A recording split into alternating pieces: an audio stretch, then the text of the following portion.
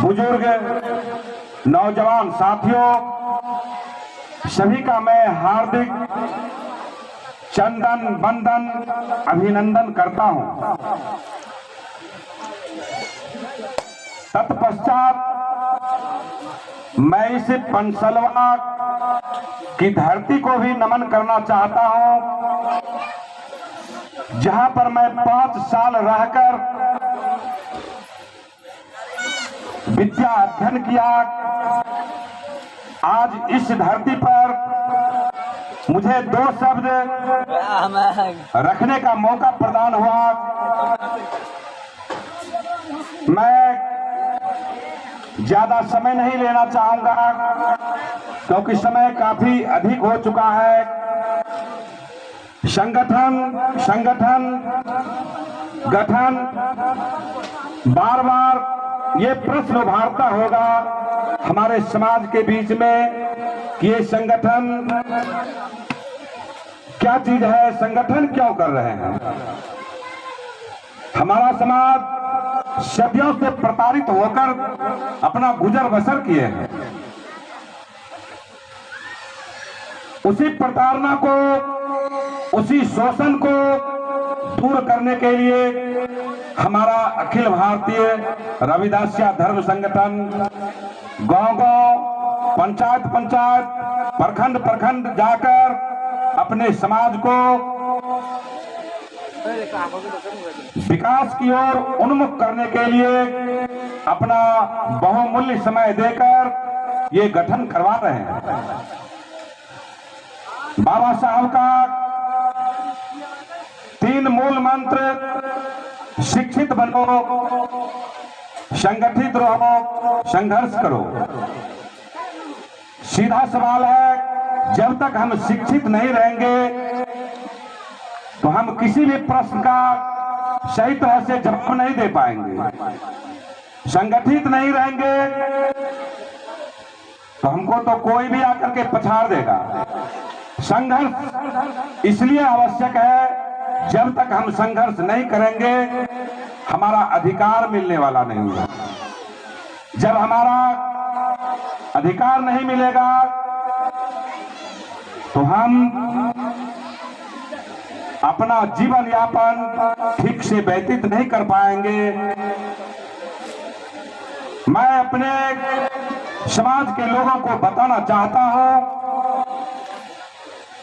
18वीं शताब्दी में जिस समय हमारा भारत देश गुलाम था, उस समय भी हमारे पूर्वज की माताएं बूढ़े बुजुर्गों के द्वारा देवताओं का आराधना किया जाता था। लेकिन हमारे समाज के माताओं को कमर से ऊपर वस्त्र पहनने का अधिकार नहीं था। हमारे शूद्र समाज की महिलाएं कमर से ऊपर अपने बदन को ढक नहीं सकती थी, ऐसा नियम बना हुआ था। केरल राज्य के त्रावणकोर जिला में एक नंगेली नामक शूद्र समाज की महिलाएं, जो एक अछूत समाज की महिलाएं थी, वो कमर से ऊपर अपने बदन को ढक करके जब चलना शुरू किया तो मनुवादी विचारधारा के लोगों के घरों में ये संदेश जाता है कि ये नांगेली अपने कमर से ऊपर अपने बदन को ढक करके चलती है, और उसके लिए एक नियम था, जो भी शूद्र समाज की महिलाएं अपने कमर से ऊपर के स्थान को ढक करके चलेंगी, उनको ब्रेस्ट टैक्स देना पड़ेगा। फिर क्या था, इस मैसेज के बाद उस समय के शासक केरल राज्य के त्रावणकोर नांगेली के घर पहुंचता है कि आप अपना तन को ढक करके चलते हैं, इसलिए आपको इसके लिए टैक्स देना पड़ेगा। काफी सोच विचार के बाद वह महिला नांगेली का ठीक है बैठिए, मैं आपको अपना तन ढकने का जो टैक्स होगा वह टैक्स दूंगी। और उस समय टैक्स जो दिया जाता था, केले के पत्ते पर जो भी टैक्स होता था वह सुपुर्द किया जाता था उस समय के शासकों के हाथ में। कुछ देर के बाद वह नांगेली टैक्स लेकर के बाहर आती है तो सभी टैक्स लेने वाले लोगों को आश्चर्य का सामना करना पड़ता है। सभी आश्चर्य से स्तब्ध रह जाते हैं। वह महिला अपने स्तन को काटकर उस केले के पत्ते पर लेकर के आती है कि लीजिए, मैं अपना टैक्स आपको दे रही हूं तन ढकने का।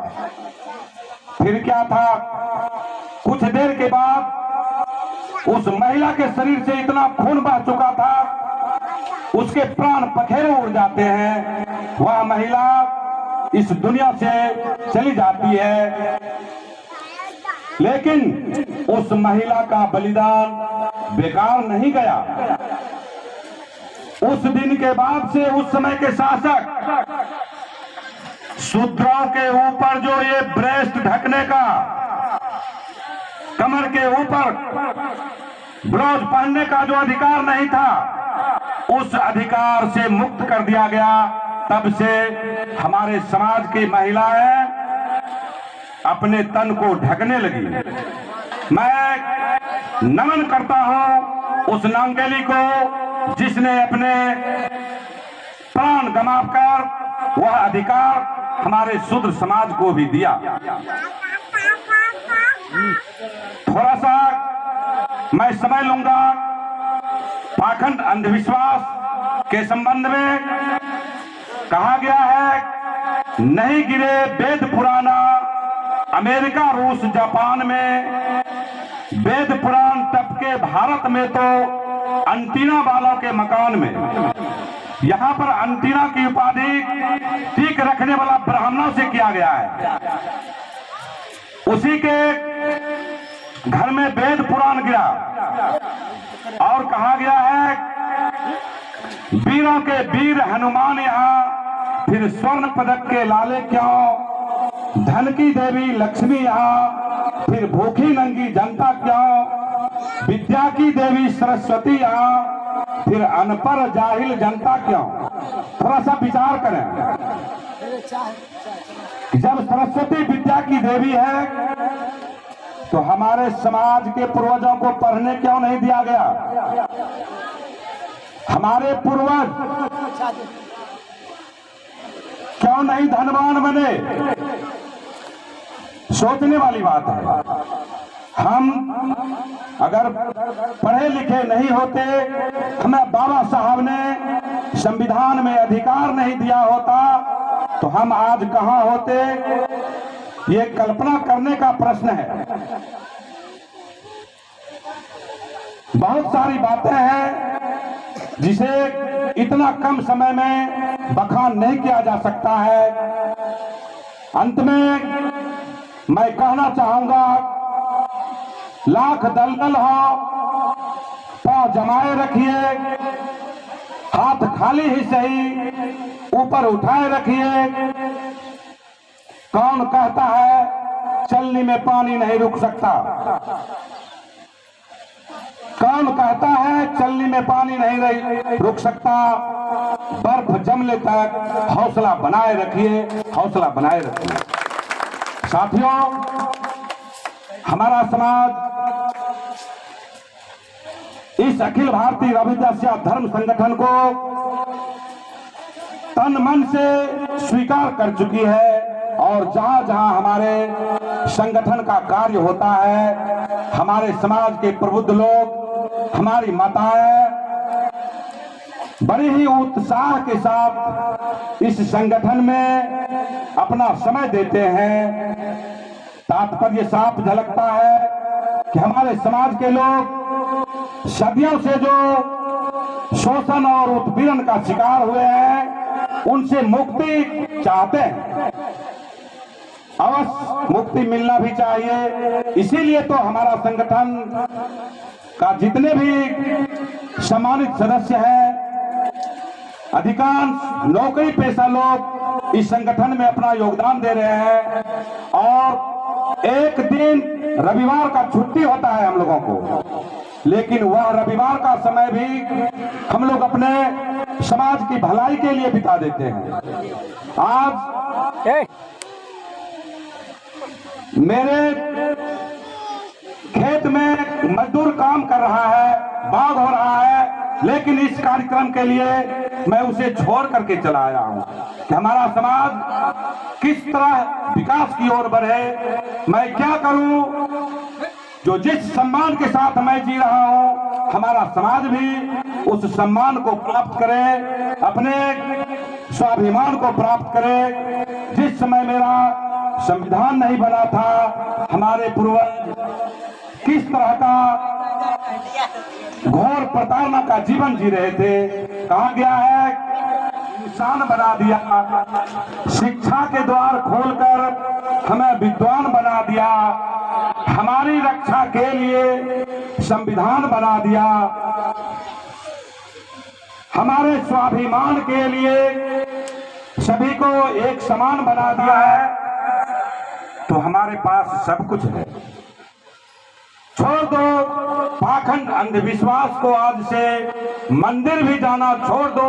आज से जो जलता है उसे जलने दो, जो जलता है उसे जलने दो। बस जय भीम का नारा चलने दो, जय भीम का नारा चलने दो। जय भीम साथियों, मैं इतना ही कहकर अपनी वाणी को विराम देना चाहता हूं। जय भीम, जय भीम, जय भीम।